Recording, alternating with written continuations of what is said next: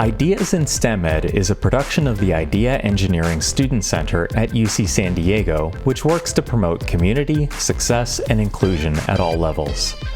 My name is Darren Lipomi, Professor of Nanoengineering and Chemical Engineering and Faculty Director of the Idea Center.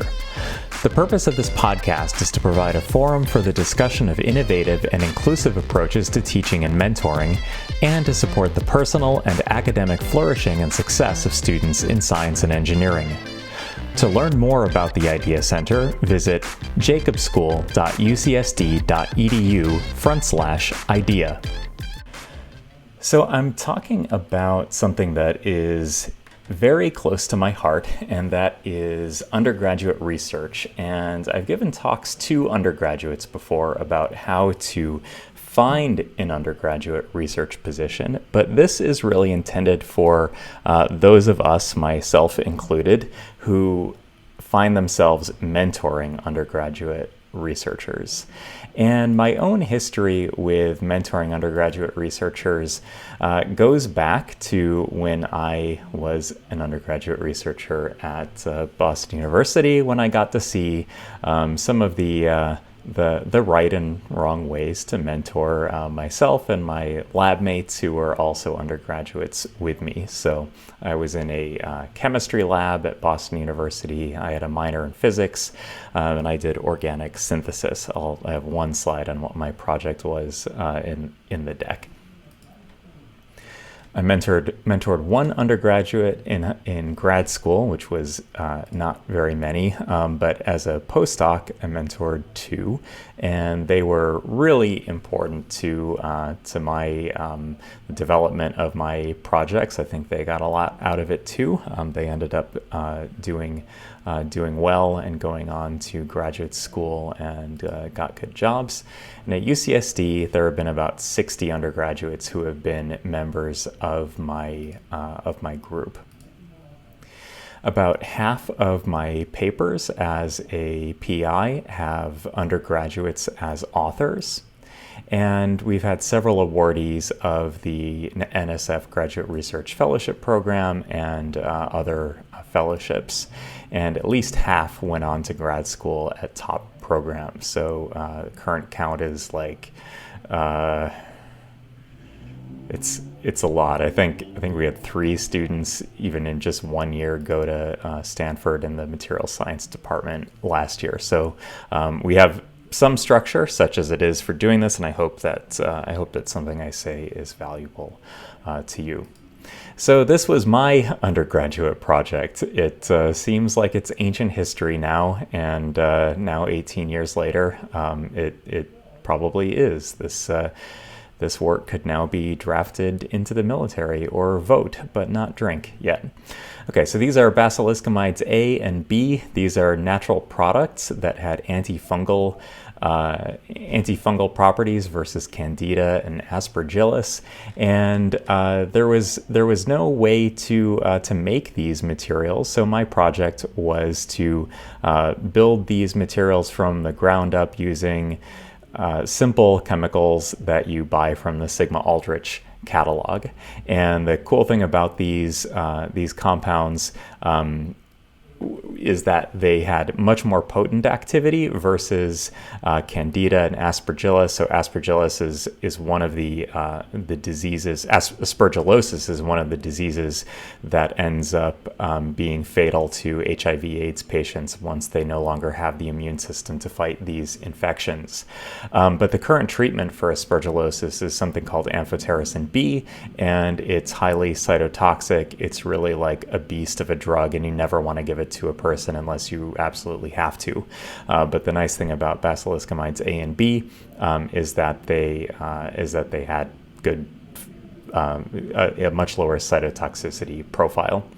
Now, the name is kind of interesting here. So Basiliskamide A. So a basilisk is a mythical creature with the head of with the body of a lizard and the head of a rooster. And when I was giving my my talk to my undergraduate lab, I didn't use the word rooster. I used another word that meant rooster, and my my grad student mentor put his head in his hand and he said, "Darren, don't ever use that word again in group meeting. Rooster." Rooster. Okay, so we made it. We made it here using this methodology, and this is organic chemistry, so forget it. I haven't thought about this in a very long time. And one of the nicest days, or one of the best days of my life actually, was looking at the NMR spectrum of the synthetic material and then matching it to that of the natural material and seeing that it was that it totally overlapped, and that the project was done and we could ship this material off to do structure activity relationships. And that's basically how like one form of medicinal chemistry happens. So anyway, this project was the gateway to basically my entire scientific and research career. So that's my own experience, but why is undergraduate research important more broadly? And what the undergraduate students are doing is testing a hypothesis. Is research for me? They're not necessarily going to become professional R&D scientists or engineers. They might end up in law or consulting or policy, or they might be involved in sales or marketing in an engineering firm. We don't know what the future holds, and early education, or middle education, now that you're in grad school, we can call it that, is we're testing hypotheses. Is this for me? Also, undergraduate research allows students to apply their coursework. So sometimes coursework is otherwise obscure and possibly even boring. And if students can see where they get to apply it, then they might be more enthusiastic about it. They also develop confidence, so they go from knowing nothing the first time they step into a lab to knowing quite a lot. They develop technical skills, of course, things that they can put on their resumes, things that they can take into their jobs. And it's almost required for admissions to PhD programs. Not quite required, but definitely students who have research experience have a leg up.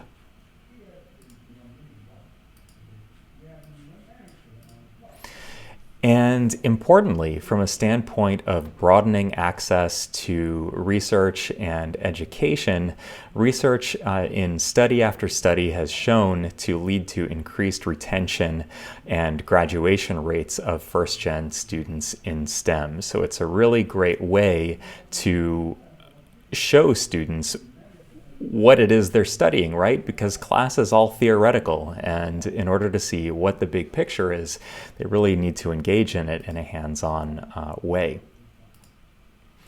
So my own history is as follows. Basically, the summer after my freshman year at BU, I cleaned toilets and made beds for orientation students, and that was the job that I could get after I went to, or after I finished my freshman year. And after that, I said, not again. I need to do a job that uses my technical knowledge that I'm developing in my coursework. So I was looking for this summer job, and I was looking for a reason to stay on campus. I'm from a small town in western New York State where you drive through cornfields in every direction to get to the next town, and I was in the middle of Boston, and I didn't want to go back home for 3 months, and I wanted to stay there, which is hence why I took the custodial job summer after my freshman year. There's this program called the Beckman Scholars Program, which UCSD has had in the past and will have again in the future, which is a really nice multi-year undergraduate research program. It's quite competitive for the university to get, and then they offer these REU-like programs to undergraduates, and it covers 2 summers and a full academic year where you get a small stipend to do research.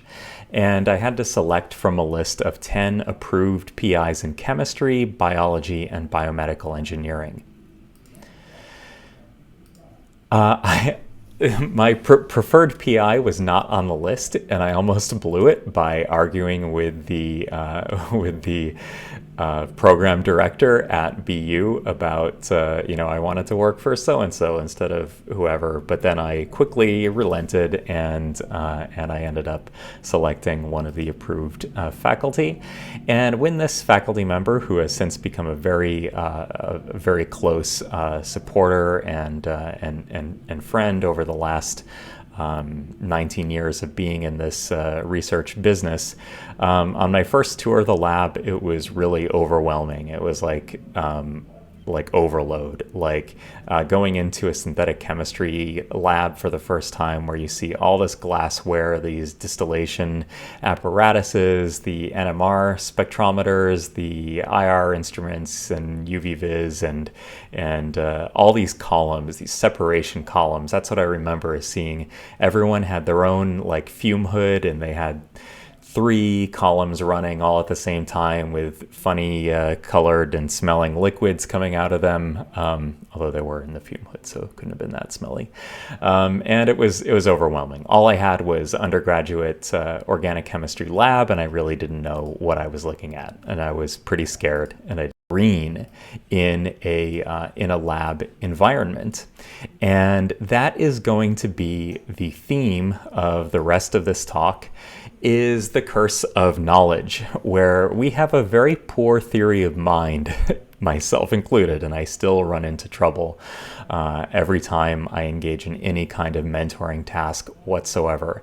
And this is called in education the curse of knowledge, but in general it's the curse of experience. And we forget very quickly what it was like to show up in a lab for the first time. It's in fact difficult or impossible for us to understand what it's like for somebody entering this overwhelming environment for the first time. I want you to think back of the first time you started doing undergraduate research or master's level research or PhD research, if you didn't have research earlier, as how long it took you to do anything as an undergrad researcher. I remember one time, this is probably a year into my undergraduate research experience, when I asked my PhD student mentor for the conditions to, in this case, run a separations column. And his response was, "I thought you were on autopilot." And that, I still remember that. It still hurts. And I'm like, okay, well, maybe I was not taking the right approach. I mean, it was often too easy for me to just ask my mentor for the experimental conditions than to look them up. Of course, I did look them up when I had to, but I had this experienced, at the time, 6th-year graduate student working at the desk right there, and I could just say, hey, what are the conditions for this experiment? And although he may have made it a little bit too easy to rely on him, I also didn't take the initiative, which I should have. Think about what it was like for you to be in that position. So I didn't have any scientists in my family, and I didn't know anything about research. And even now, my most difficult mentoring challenges have to do with mismatched expectations. So I learned everything I basically learned everything about being in that lab from my undergraduate or from my grad student mentor. Then I learned more, of course, as I rose up the ranks, but I probably got from 0 to 80% really in that undergraduate research experience with my mentor. But even now, my most difficult mentoring challenges have to do with mismatched expectations, and it's easy to fall into the trap of expecting new students to know more than they know, or more than they could possibly know at their stage. So what are some nuts and bolts? What are some tactics that you can use to engage with your undergraduates so that they have a good experience? So the first point is to set a schedule and understand that undergrads have classes. A grad student might have classes for a year and a half, sometimes 2 years, but usually it ends well before that. And a good number of hours per week to schedule is 12. I've since increased my minimum expectation to 15 hours a week. And what you can do is use those blocks of time. So literally have them go through and make a schedule with them. It will also help you arrange your own schedule. So my own schedule is arranged around my meetings with students and staff members in the Idea Center, and it actually is a very good way to structure your schedule and also what you should be preparing for those meetings. And then you want to use instrument time. This is the second point, to arrange your schedule. So if you have time scheduled on the flow cytometer or the UV vis or the instrument cluster or the NMR, then you can use that time to structure their schedule. It also can be useful to get them to work with a buddy. So in the GEAR program or the Enlace program, the buddy system is already built into the program, and this can be very helpful for providing a self-reinforcing mechanism. So students want to be in the lab working together. Also, invite them to lab activities. So oftentimes there is a dividing line between graduate students and postdocs on one hand and undergraduate researchers on the other hand. The undergrads will almost always have a better experience in the lab if they are included in as many lab activities as possible. And I would suggest that if this is not the lab culture with your PI, ask your PI to change the expectations or the inclusivity of this arrangement. And if the PI is not already meeting with your undergraduates, at least occasionally, this could be once or more per quarter, then set them up to meet. And that is how the undergrad is going to get a letter ultimately from the PI, and also makes them feel like they're a bigger part of the group. Try to share your excitement for science. I think the reason that I'm in science is because it's the only, and engineering and research, and jumbling everything together. The reason I'm in research is because to me, science and technology is the only legitimate route to magic, and I have never really lost that opinion.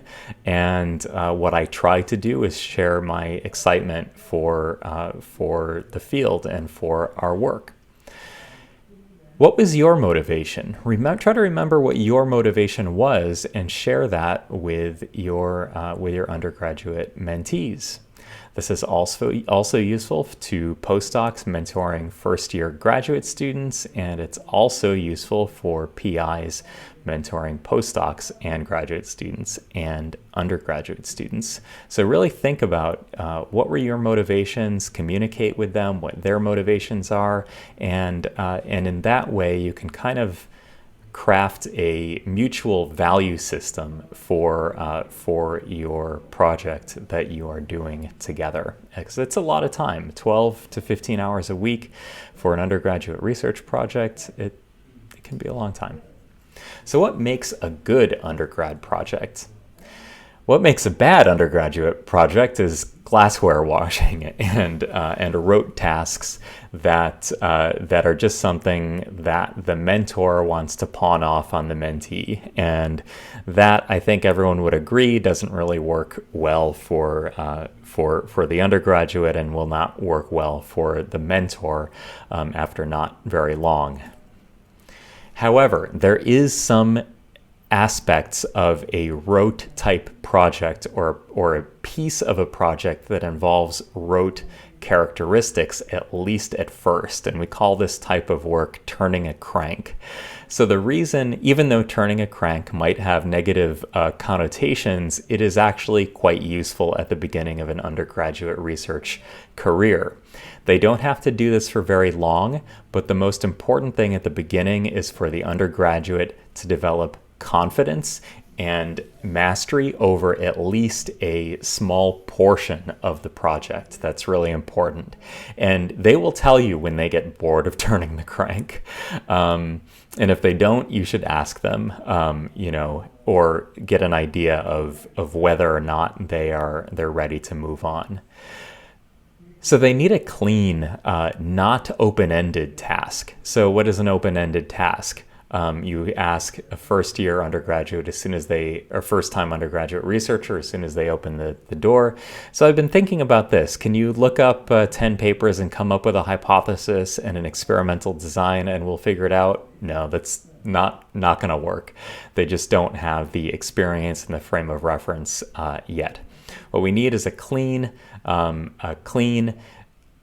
task with well-defined boundaries and something that they can make progress on relatively quickly. That ideally is a subtask of your larger project. Then, once they've made some progress, this can take anywhere from months to a year or more, give them agency over a part of that project. So it may be collecting the data for one or two figures, doing some literature searching, writing a section of a paper, and set regular meetings to review this kind of work with your students. Every student will progress at different rates, and some of them will want their own projects, and you may want to give them their own project. So I was lucky enough to have Basiliskamides A and B as soon as I joined the lab, but this is not the norm. When I was an undergrad and I was given that project, the only way that it was possible for me to have my own project is because the methodology was actually very similar to the methodology that my grad student mentor was working on, and actually he designed the first run of all the experiments, but then I executed them. When I was an undergrad researcher, I never worked as hard on anything in my life as I worked on Basiliskamides A and B. The only thing that is maybe a close second was when I first came to UCSD and I was made to teach Nano 202 for the first time after never having taken a class like that as a student, and I probably spent 50 hours a week on top of everything else just teaching that class as well as everything else I was doing. It's probably more than 50 hours a week. So anyway, sorry for the garden path. Okay, so how do you decide when it's time for an undergrad to work on their own project? So not every undergrad is going to want to do this. So first, you have to find out if it's within the student's career goals and interests and motivation and independence to have their own project. And if the student is just so good that you don't want to give them up, like you want them to keep working on something, I think that probably tells you that it's time to let them fly on their own and pick up a new younger or less experienced student. So maybe 3 or 4 undergrads in my group, I think 3 undergraduates in my group have had first author papers, but several have had their own project that maybe didn't turn into a paper, but was definitely something they could use for their independent study and their senior honors thesis. Okay, inevitably, sometimes things don't work. and what do you do if things aren't working? So in my history as a mentor, there have been a few instances where things did not work between me and a graduate student or a postdoc, and we had to there had to be separation from the lab for one reason or another. And the same thing is true for undergraduate researchers as well. Things not working means that the hypothesis maybe didn't work out. Maybe they're not that interested in research. They don't have the motivation. They don't want to continue doing it. And sometimes in those cases, you have to let them go. Sometimes being a good mentor with a project that's working and creating a welcoming climate isn't enough. Sometimes you're doing everything that I'm saying, that your PI is saying, and sometimes it's still not enough. It's possible that they may not be comfortable enough to tell you what's really going on. And in fact, it's usually been the case that by the time I find out about something not working, the relationship and the experience of the undergraduate has gone, or the experience of the graduate student with the undergraduate has gone so far south that it's too late to intervene, even if intervention would have eventually led to a positive outcome. So if some aspect of the relationship isn't working at first, make sure to communicate with them. There is a tendency to take this not working out as a failure on your part and the belief that it's your fault. And I can assure you that usually it is not your fault. Some things just aren't meant to be, and your time and your motivation and your mental health are really important. And a bad relationship with a mentee can really, really drag you down. And nothing has cost me more sleep in the last 10 years of being a professor than having a relationship with a mentee go south. So what happens when things go bad, or how should you think about this? So as much time as you spend working on a sinking ship, so working on a mentor-mentee relationship that's not working, or working with a student on a project that's not working, or maybe the student is not interested in any project. If you're spending a lot of time there, that has the potential to be a sunk cost, and throwing good time after bad time is never a good use of your time. So if you're doing that, you aren't able to make progress in your other areas, and the good that you could do by mentoring other students, being a good student yourself, or making progress on your research. All of these things are important things to be doing, and a hugely rewarding part of being a student. And if you're sinking time and energy into a bad situation, it's time to end it. I strongly suggest, if you sense I urge you, if you sense that there is difficulty with your undergraduate researcher, to set up a meeting and have a tough conversation. And these conversations are very hard, but they are very necessary. And most people come away from them, if not feeling better, at least feeling more at peace with the situation in the long run. So respect yourself in these decisions. And know that your well-being is also important.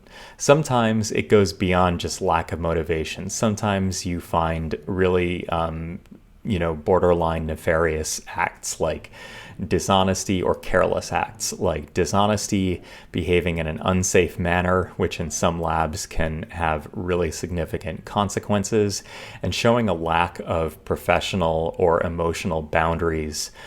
These are all reasons for concern, and also you might detect evidence of bullying other lab members. Don't blame yourself. Sometimes it's just immaturity. When my grad student mentor got annoyed with me, it was, I would do just in retrospect, just very, they say that the prefrontal cortex, which is the part of your brain that tells you, it does more than this, but tells you to do the right thing when it's the harder thing to do. They say that it's not fully developed until you're in your early 20s. And remember that when you're working with undergraduates. A lot of us, especially, it runs in science and nerdy types in general, is that we tend to be on the insecure side of things. And he took my insecurity as arrogance, and he would get annoyed with me. He still taught me a lot. We have a good relationship now. We don't talk that often, but he did get annoyed with me quite a bit. But I'm glad he stuck it out and communicated these things with me. There's some issues with regard to authorship that come up fairly often, although I think more often than they need to. My general soapbox on authorship is that there are no authors without a paper. There are no authors without a mostly complete manuscript. And most of the time this comes up, it's before much of anything on the paper has been done. And I'll get questions like, I'm worried about working with so-and-so because I don't know who's going to be first author. And I regret any culture I may have, inadvertently created where those sentiments even arise, because at the beginning of a project, it really should be about curiosity and invention and discovery. And usually when these things happen, we are several months or a year or 2 years away from a paper. And by the time you get to the end, authorship is usually obvious. So be generous. Include people that put time into the work. Not every author is going to be an expert on every aspect of the paper, and that includes undergraduates. They spend not as much time as a grad student in the lab, but they could be doing other things during that time. Most disputes in non-dysfunctional labs occur before any significant experiments are done. So non-dysfunctional. So most disputes in functional, if we cross out our double negatives here, we cancel our double negatives. That means that if a lab is running normally, you will occasionally have these types of things that come up. I don't want to include this person as that's can be dysfunctional. Functional is like what I said before, where no experiments are done. Maybe a collaboration doesn't happen because you're worried about authorship too soon. In dysfunctional labs, disputes about authorship escalate to the editorial team of the journal, like after it's submitted, and make sure that never happens for you. Sharing authorship with an undergraduate is crucial. In today's hyper-competitive graduate school landscape, paper gives them an automatic. Also, while we're at it, some of your undergraduate researchers will be applying to graduate school, and definitely you want to help them with their grad school applications. And this is just kind of a pay-it-forward sort of arrangement. So my final thoughts before I open up the floor to questions is that taking on undergraduate students should not be taken lightly. You need to be in a reasonably secure position yourself. So it's a lot like other types of major life decisions. Being in getting being in a relationship, being married, having a kid, getting a new job. Maybe not at that level, but you do need to be in a reasonably secure position yourself in order to be successful here. But if things work right, working with one or more undergrads can amplify your productivity. You can really get a non-zero sum type of emergent relationship that occurs here, where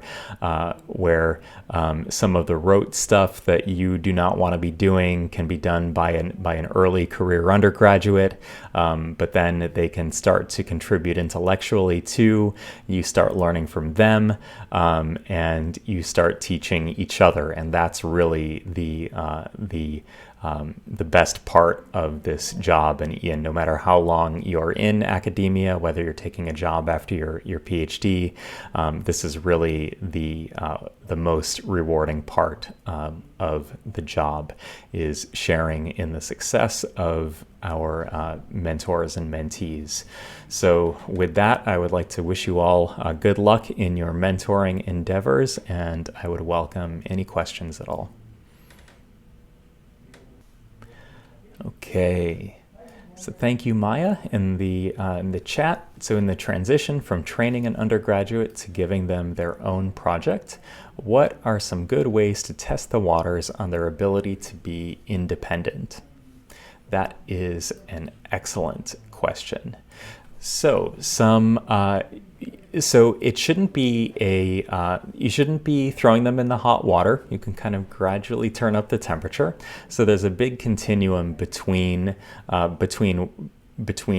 doing a turn the crank type of project to working on a specific subtask of your project to having their own project. And you kind of have to see how well they do at the subtask and how much intervention is required by you.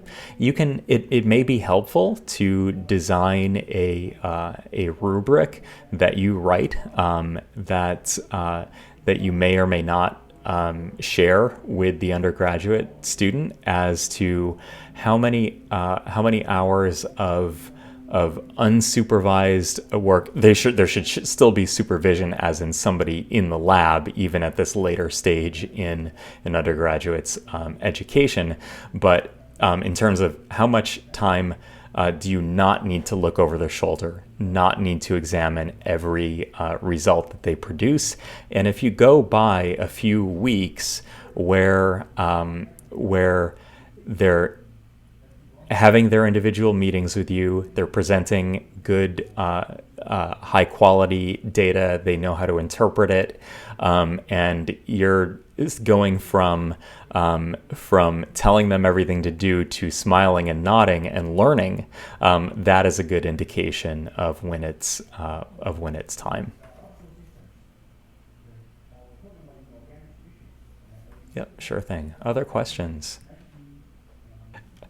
I think your audio caught out for like the two most critical words in what you said. So how do you approach with respect to, and then I heard a static. Okay. Yeah, perfect.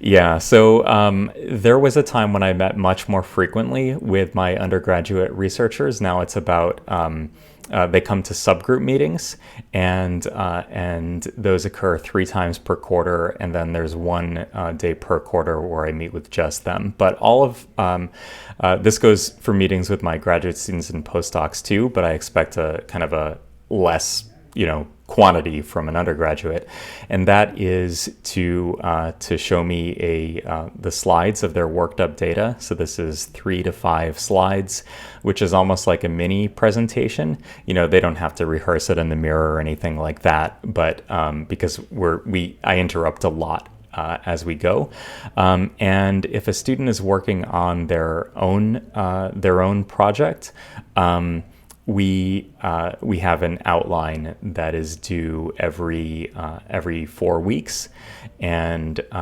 once an undergraduate is working on their own project, they graduate to they have the same actual mentoring schedule with me, the same meeting schedule as they would if they were a grad student or a postdoc. So the way that works in my lab is roundtable discussions, a short description at group meeting every week, a one-on-one meeting every 4 weeks, a subgroup meeting every 4 weeks, but staggered. And then students who are nearing the end of a project, at the beginning of their thesis or at the end of their thesis, they meet every 2 weeks or even every week. Yeah, so good question. I do ask for visuals.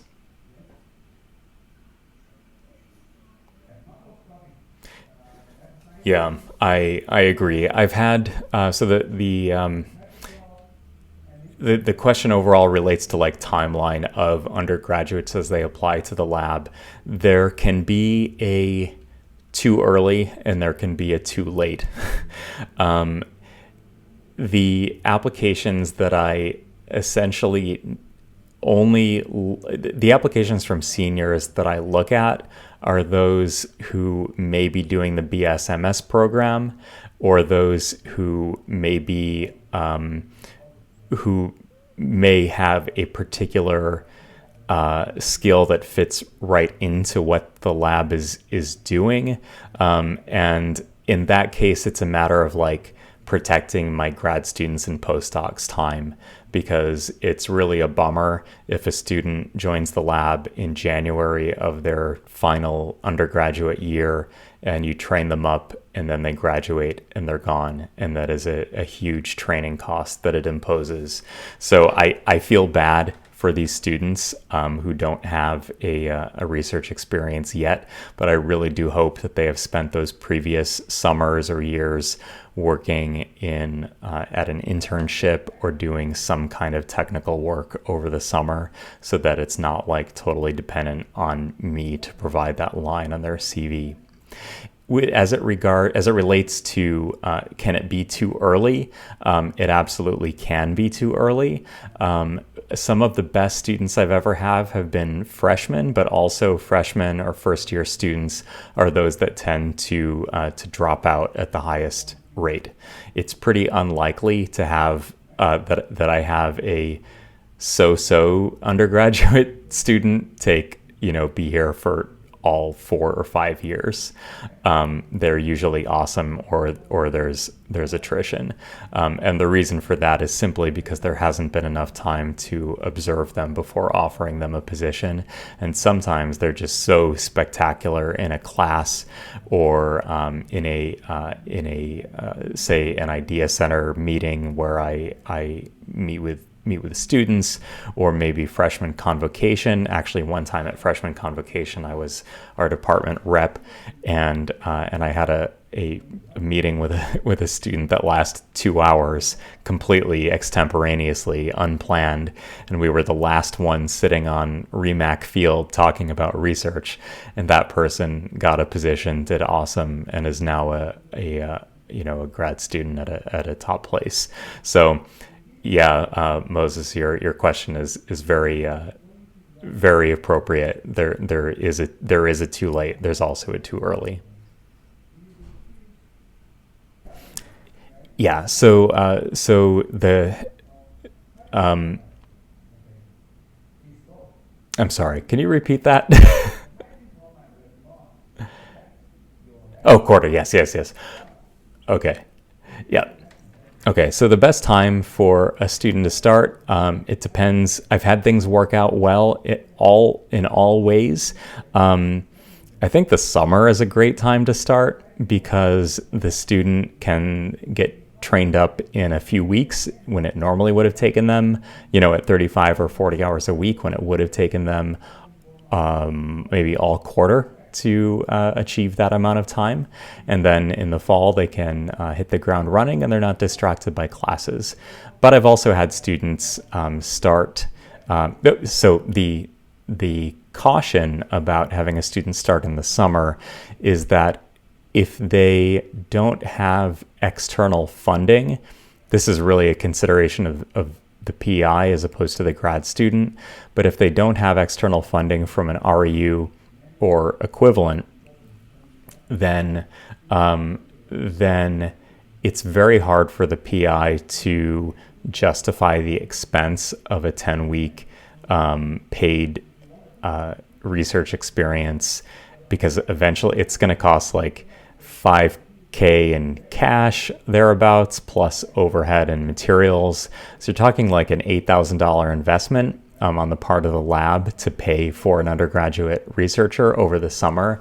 And if they're starting then for the first time, there's a lot of risk entailed in that arrangement. So that's one way that summer is maybe not ideal. But if there's an REU program and maybe, from the standpoint of the and they're going to stay at UCSD,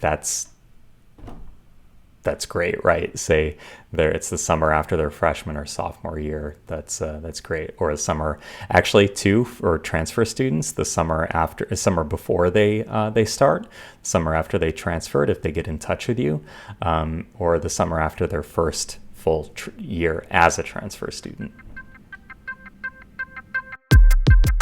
Thanks for listening to Ideas in STEM Ed, a production of the Idea Engineering Student Center in the Jacobs School of Engineering at UC San Diego. This episode was edited and engineered by Sky Lee, with theme music written and performed by John Viviani. Title art was created by Caitlin Wong. Special thanks to Sarah Eckert for guest booking and marketing. The Idea Center works to promote community, success, and inclusion at all levels. To reach us for guest suggestions and other feedback, please send an email to ideadirector@eng.ucsd.edu. And to learn more about our programs, visit jacobschool.ucsd.edu/idea. As a final note, the views expressed by me or the guests do not necessarily reflect those of the Idea Center, the Jacobs School of Engineering, or UC San Diego. See you next time.